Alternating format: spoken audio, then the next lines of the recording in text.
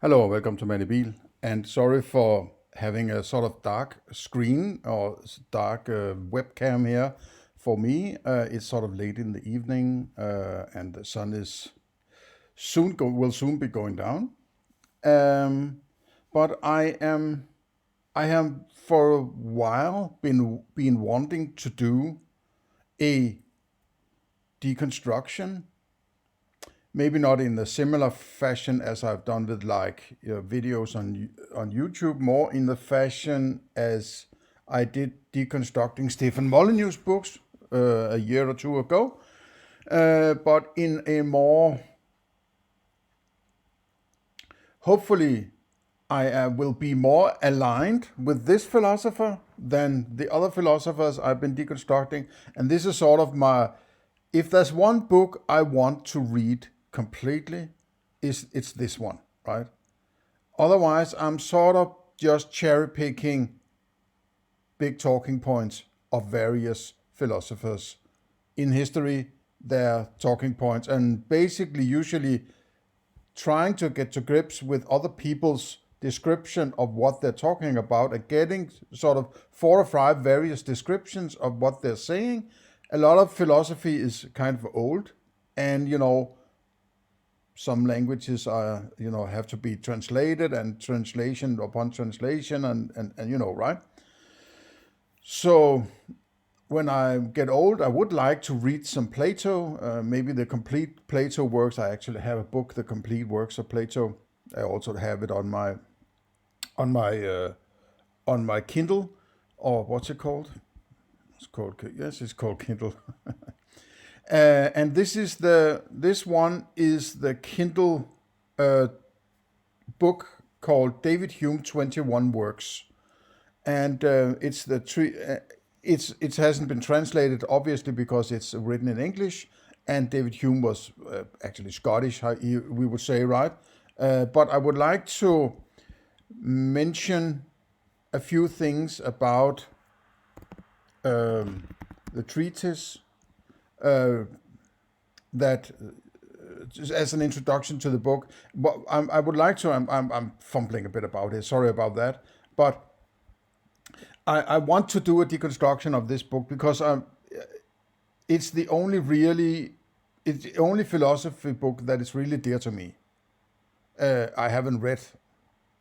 I haven't acquainted myself with all of them, but this one is uh, one that I like, right?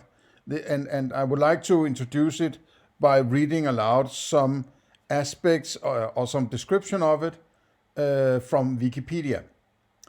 And Wikipedia says about a treatise of human nature. First of all, the full title is A Treatise of Human Nature, being an attempt to introduce the experimental method of reasoning into moral subjects, 1739-1740. It's a book by Scottish philosopher David Hume, considered by many to be Hume's most important work and one of the most influential works in the history of philosophy. The treatise is a classic statement of philosophical empiricism, check, scepticism, check, and naturalism, check, right? Right up my alley.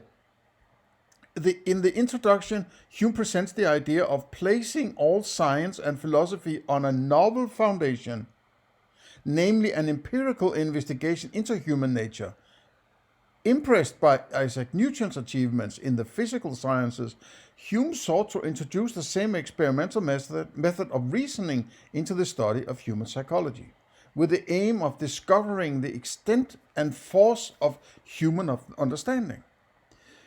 Against the philosophical rationalists, Hume argues that the passions, rather than reason, cause human behavior. He introduces the famous problem of induction, arguing that inductive reasoning and our beliefs regarding cause and effect cannot be justified by reason. Instead, our faith in induction and causation is caused by mental habit and custom. Hume defends a sentimentalist account of morality, and not in sentimental in it's sort of his sobbing kind of type, but it's about sentiment. I would think here, right? Arguing that ethics is based on sentiment and the passions rather than reason, and famously declaring that reason is and ought only be the slave to the passions. Hume also offers a skeptical theory of personal identity and a compatibilist account of free will. Contemporary philosophers have written of Hume that no man has influenced the history of philosophy to a deeper and more disturbing degree, and that Hume's treatise is the founding document of cognitive science. So listen up, you cognitive scientists out there, right? And neuroscience and all that. And the most important philosophical work written in English. So this is not just any book on philosophy, right? However, the public in Britain at the time did not agree, nor in the end did Hume himself agree, reworking the material in both an inquiry concerning human understanding, 1748, and an inquiry concerning the principles of morals from 1751.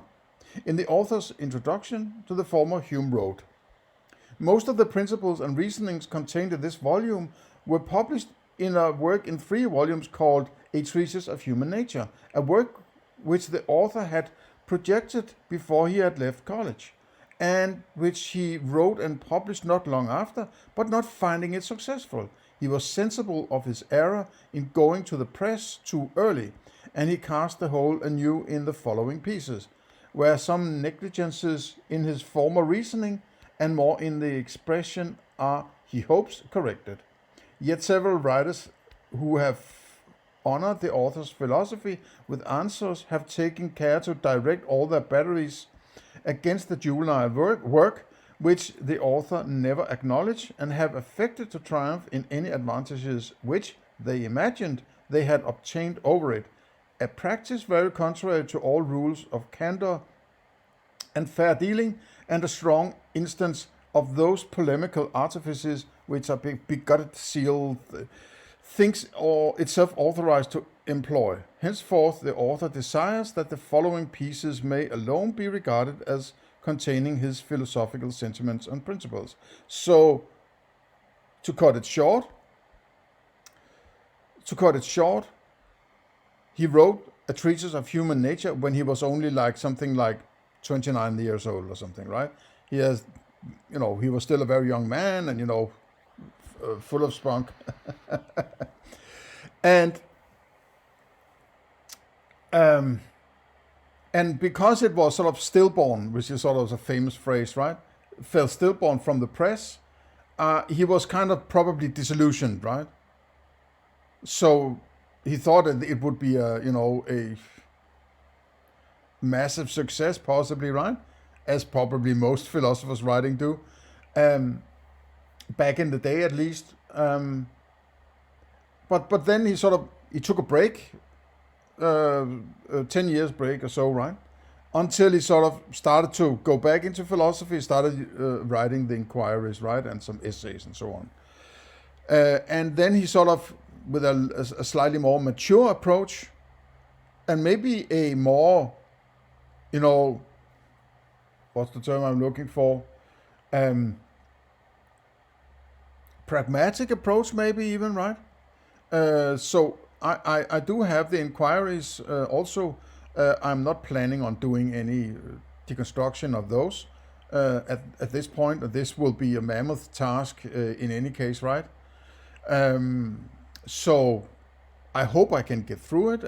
I might take it in small chunks, maybe a couple of sort of episodes and then a break and then a couple of episodes and so on. I don't know. It depends on and maybe I'm getting to, because of the language and keeping track of terms, and I don't know. Maybe it's too much, but at least I will be trying, right? So this is sort of an introduction from Wikipedia. As I said, the main title is A Treatise of Human Nature, and it's by David Hume. And then we'll jump past the index and go into Advertisement. My design in the present work is sufficiently explained in the introduction, which is the next one. The reader must only observe that all the subjects I have there planned out to myself are not treated of in these 2 volumes. The subjects of the understanding and passions make a complete chain of reasoning by themselves, and I was willing to take advantage of this natural division in order to try the taste of the public. If I have the good fortune to meet with success, I shall proceed to the examination of morals, politics, and criticism, which will complete this treatise of human nature. The approbation of the public I consider as the greatest reward of my labors, but I am determined to regard its judgment, whatever it be, as my best instruction. Introduction. Nothing is more usual and more natural for those who pretend to discover anything new to the world in philosophy and the sciences than to insinuate the praises of their own systems by decrying all those which have been advanced before them. And indeed, were they content with lamenting that ignorance which we still lie under in the most important questions that can come before the tribunal of human reason, there are few who have an acquaintance with the sciences that would not readily agree with them. It is easy for one of judgment and learning to perceive the weak foundation even of those systems which have obtained the greatest credit and have carried their pretensions highest to accurate and profound reasoning, principles taken upon trust, consequences lamely deduced from them, want of coherence in the parts and of evidence in the whole. These are everywhere to be met with in the systems of the most eminent philosophers, and seem to have drawn disgrace upon philosophy itself. Nor is there required such profound knowledge to discover the present imperfect condition of the sciences, but even the rabble without doors may judge from the noise and the clamour which they hear that all goes not well within. There is nothing which is not the subject of debate, and in which men of learning are not of contrary opinions. The most trivial question escapes not our controversy, and in the most momentous we are not able to give any certain decision. Disputes are multiplied, as if everything was uncertain. And these disputes are managed with the greatest warmth, as if everything was certain. Amidst all this bustle, it is not reason which carries the prize, but eloquence. And no man needs ever despair of gaining proselytes to the most extravagant hypotheses, who has art enough to represent it in any favorable colors. The victory is not gained by the men-at-arms who manage the pike and the sword, but by the trumpeters, drummers, and musicians of the army. From hence, in my opinion, arises that common prejudice against metaphysical reasonings of all kinds, even amongst those who profess themselves scholars and have a just value for every other part of literature. By metaphysical reasonings, they do not understand those on any particular branch of science, but every kind of argument which is anyway abstruse and requires some attention to be comprehended. We have so often lost our labor in such researches that we commonly reject them without hesitation, and resolve, if we must forever be a prey to errors and delusions, that they shall at least be natural and entertaining, and indeed nothing but the most determined scepticism, along with a great degree of indolence, can justify this aversion to metaphysics. For if truth be at all within the reach of human capacity, it is certain it must lie very deep and abstruse, and to hope we shall arrive at it without pains, while the greatest geniuses have failed with the utmost pains, must certainly be esteemed sufficiently vain and presumptuous. I pretend to know such advantage in the philosophy I am going to unfold, and would esteem it a strong presumption against it, were it so very easy and obvious. It is evident that all the sciences have a relation greater or less to human nature, and that however wide any of them may seem to run from it, they still return back by one passage or another. I like that. It's like it all comes down to experience, right? Okay. Even mathematics, natural philosophy, and natural religion are in some measure dependent on the science of man, since they lie under the cognizance of men. I think there's a missing Y there. Since they lie under the cognizance of men and are judged of by their powers and faculties, it is impossible to tell what changes and improvements we might make in these sciences were we thoroughly acquainted with the extent and force of human understanding and could explain the nature of the ideas we employ and of the operations we perform in our reasonings. And these improvements are the more to be hoped for in natural religion, as it is not content with instructing us in the nature of superior powers, but carries its views farther to their disposition towards us and our duties towards them, and consequently we ourselves are not only the beings that reason, but also one of the objects concerning which we reason. Yeah? Sounds good to me so far, right? If therefore the science of mathematics, natural philosophy, and natural religion have such a dependence on the knowledge of man, what may be expected in the other sciences, whose connection with human nature is more close and intimate? The sole end of logic is to explain the principles and operations of our reasoning faculty and the nature of our ideas. Morals and criticism regard our tastes and sentiments, and politics consider men as united in society and dependent on each other. In these four sciences of logic, morals, criticism, and politics is comprehended almost everything which it can any way import us to be acquainted with, or which can tend either to the improvement or ornament of the human mind. It is a little sort of 18th century prose here, so I'm struggling a few times, so bear with me, please, right? Here then is the only expedient from which we can hope for success in our philosophical researches: to leave the tedious lingering method which we have hitherto followed, and instead of taking now and then a castle or village on the frontier, to march up directly to the capital or center of the sciences, to human nature itself, which being once masters of, we may everywhere else hope for an easy victory. From this station we may extend our conquests over all those sciences which more intimately concern human life, and may afterwards proceed at leisure to discover more fully those which are the objects of poor curiosity.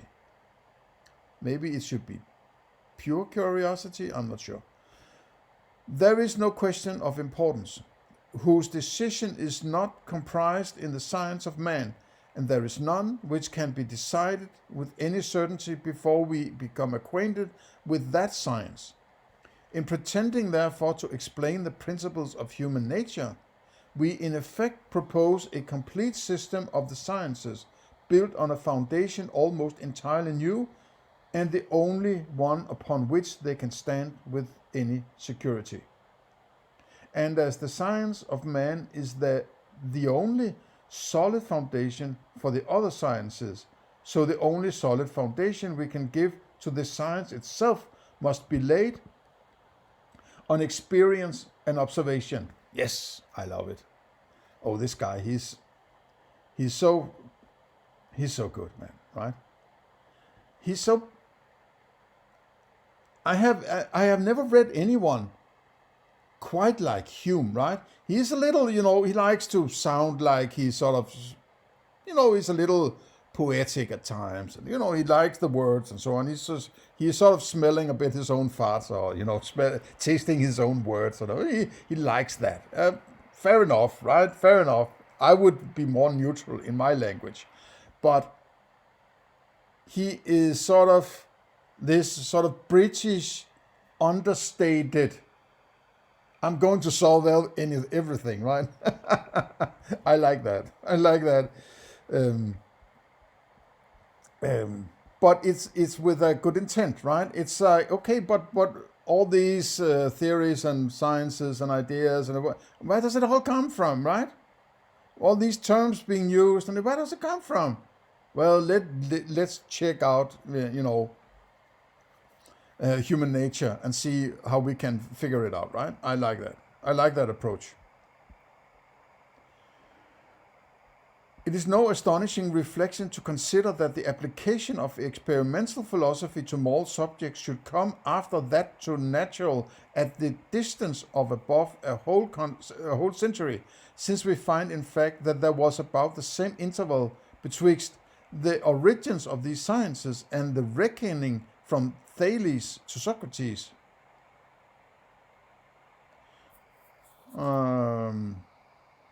The space of time is nearly equal to that betwixt my Lord Bacon and some late philosophers, Mr. Locke, my Lord Shaftesbury, Dr. Mandeville, Mr. Hutchinson, Dr. Butler, etc., in England, who have begun to put the science of man on a new footing and have engaged the attention and excited the curiosity of the public. So true it is that, however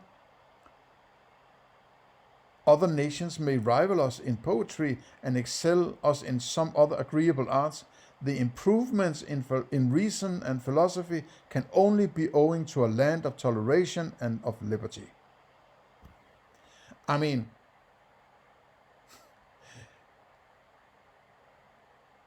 it's just, I guess there are two kinds of philosophers, right? At least. There are those who want to create shit, right?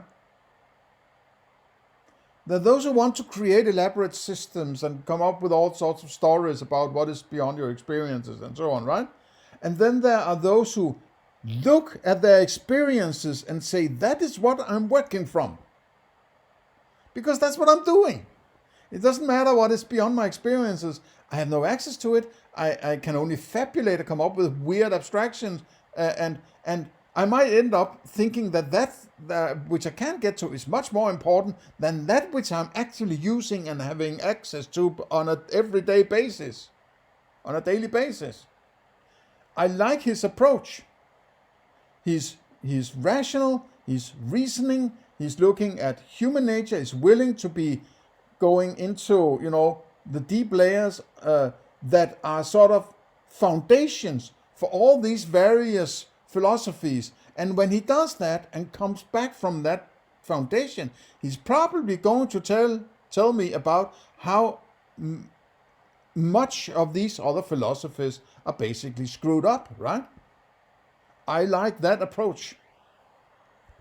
And this guy, it's almost 300 years ago now, right? It's closing in on 300 years since he wrote this book. And it sounds almost contemporary, right?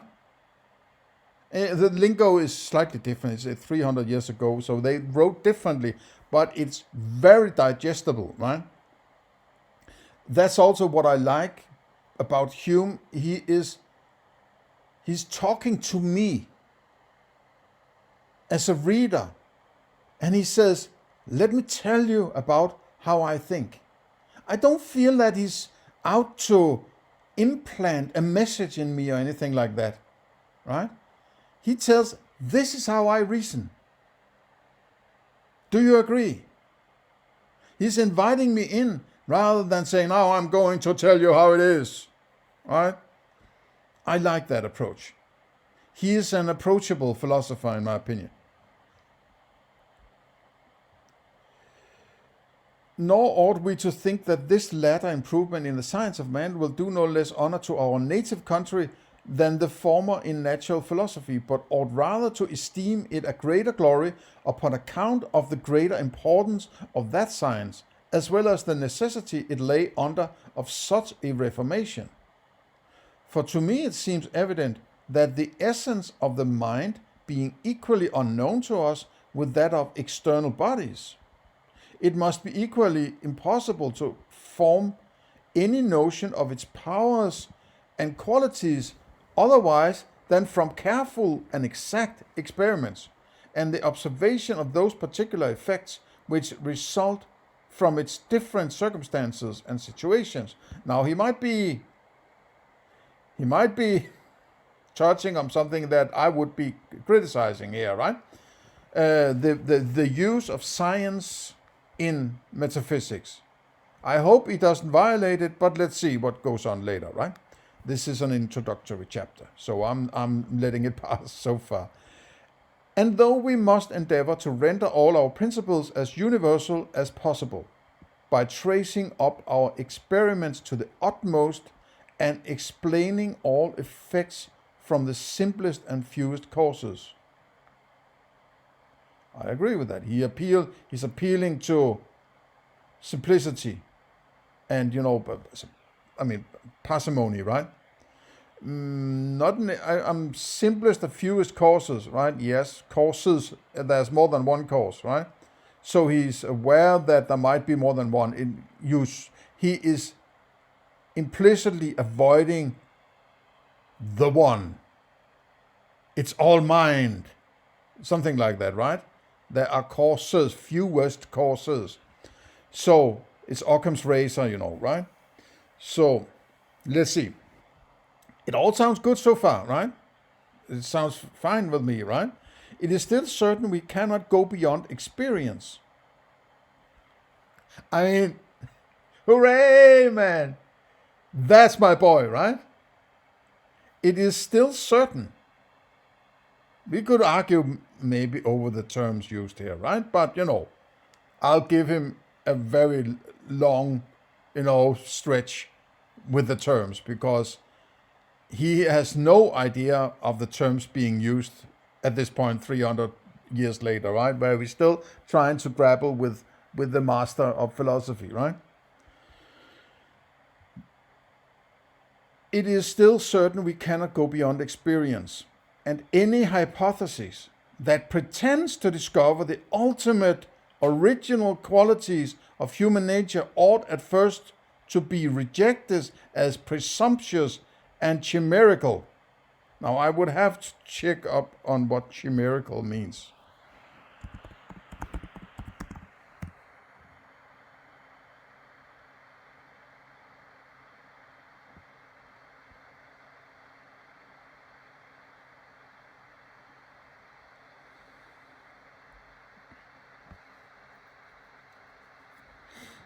Sorry about that, it takes a little while.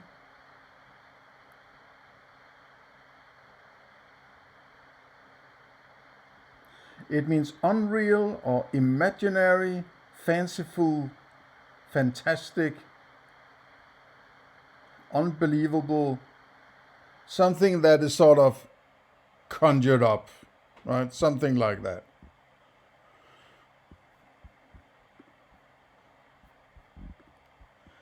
Okay. I would like to take this one again. From the simplest of few causes, it is still certain we cannot go beyond experience, and any hypothesis that pretends to discover the ultimate original qualities of human nature ought at first to be rejected as presumptuous and chimerical. So, we can't go beyond our experiences. And beyond sounds like something external to experiences. But I could be wrong there, right?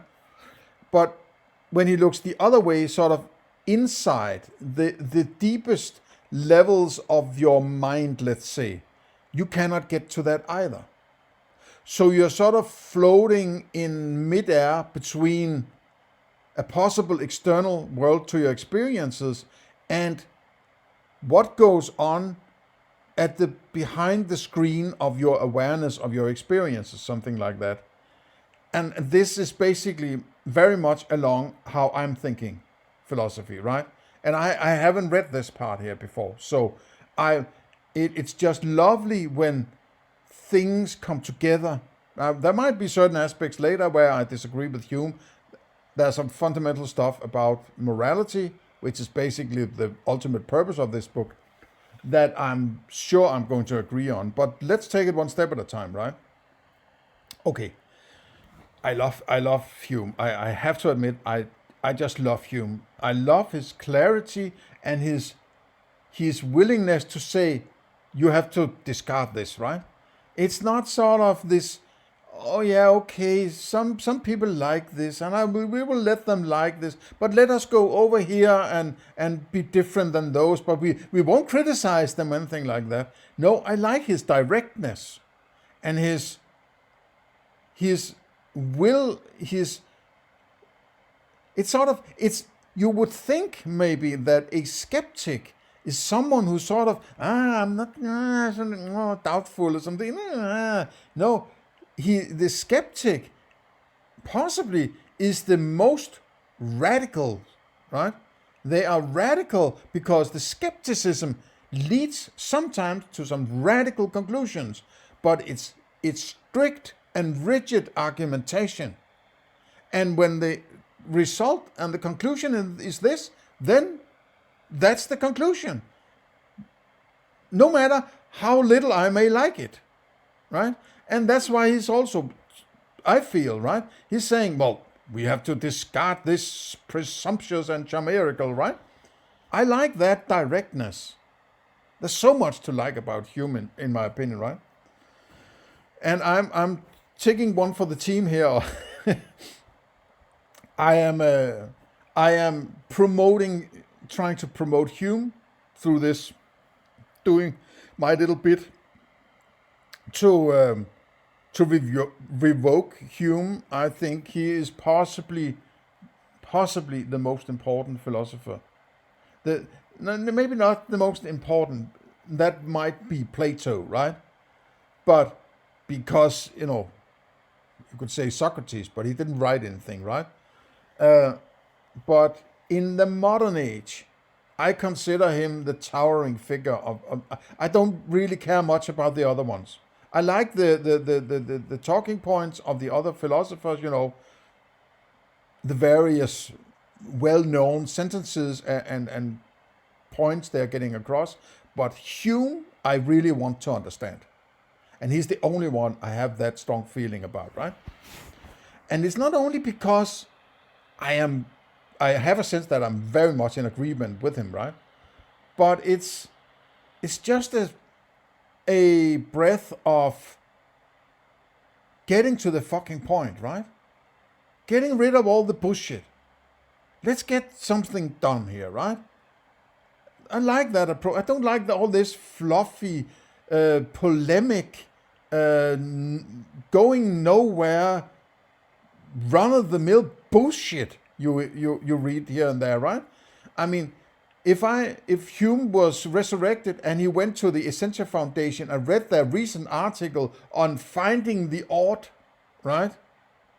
He would be fucking, rotating in his grave. He wouldn't if he was resurrected, but, it's like, he would say, what the fuck, man? Don't you even understand the fucking simplest sentences I'm writing, right? 300 years later, and people are even more stupid than they were on Hume's time, right? Okay. I do not think a philosopher who would apply himself so earnestly to the explaining the ultimate principles of the soul would show himself a great master in that very science of human nature, which he pretends to explain. Or this is a stab at the Christians, I would think, right? So I have to adjust my seat here.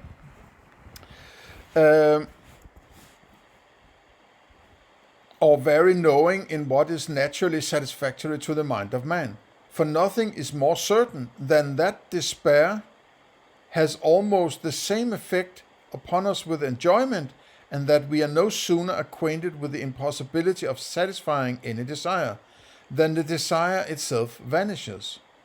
When we see what we have arrived at the utmost extent of human reason, we sit down contented, though we be perfectly satisfied in the main of our ignorance, and perceive that we can give no reason for our most general and most refined principles, beside our experience of their reality, which is the reason of the mere vulgar, and what it required no study at first to have discovered for the most particular and most extraordinary phenomenon.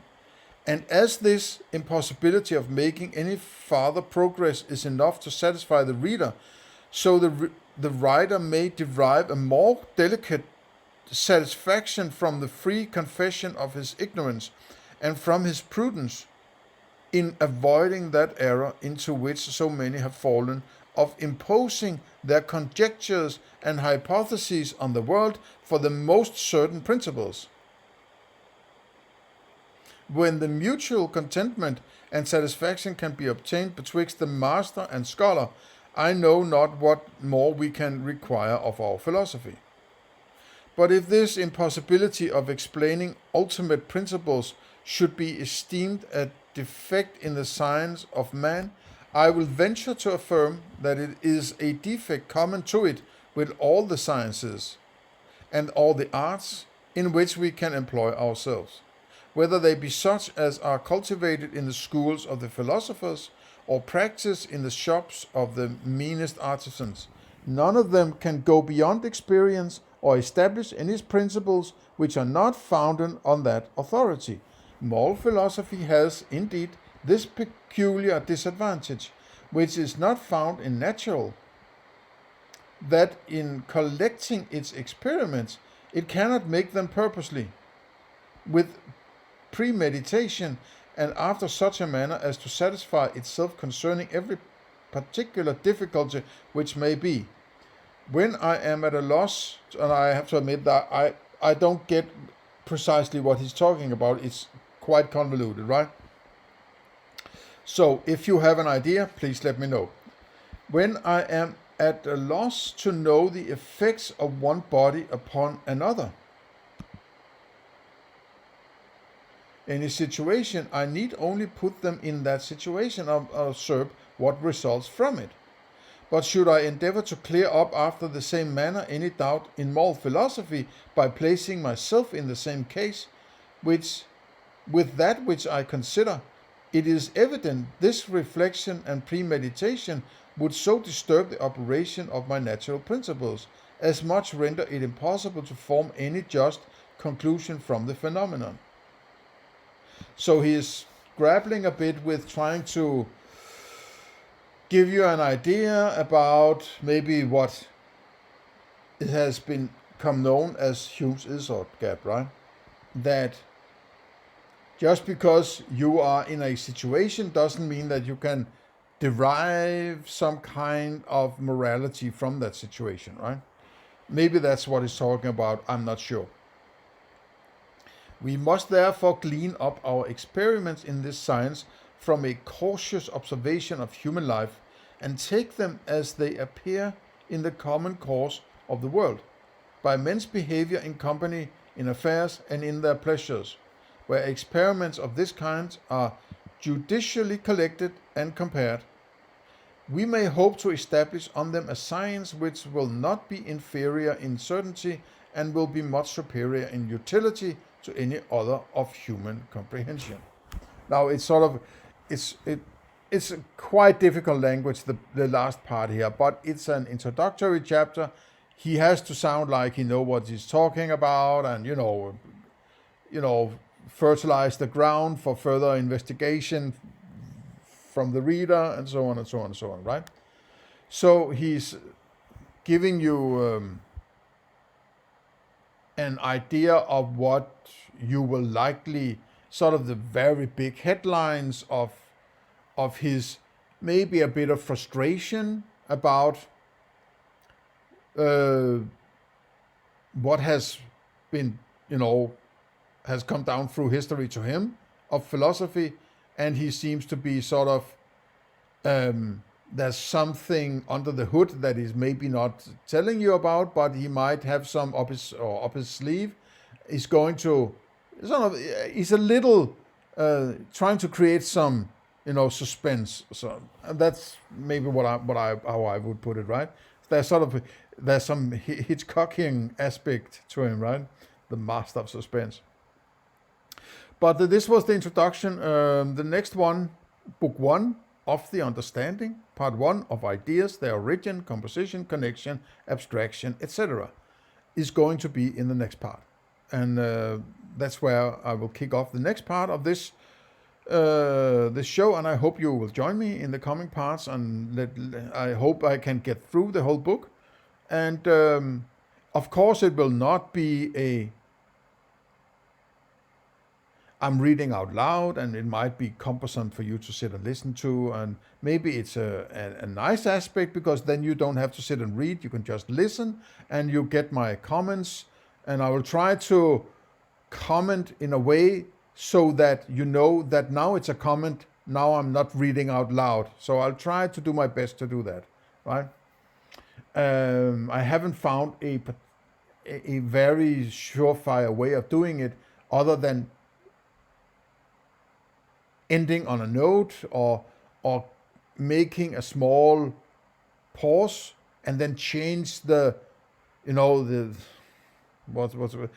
expression of my voice, something like that, right? Otherwise you will have to do with what I'm stating, right? But let's see each other in the next one. Please share, like, and subscribe. Give me a comment. What do you think? Do you like Hume? Have you read the book? Otherwise, see you in the next one.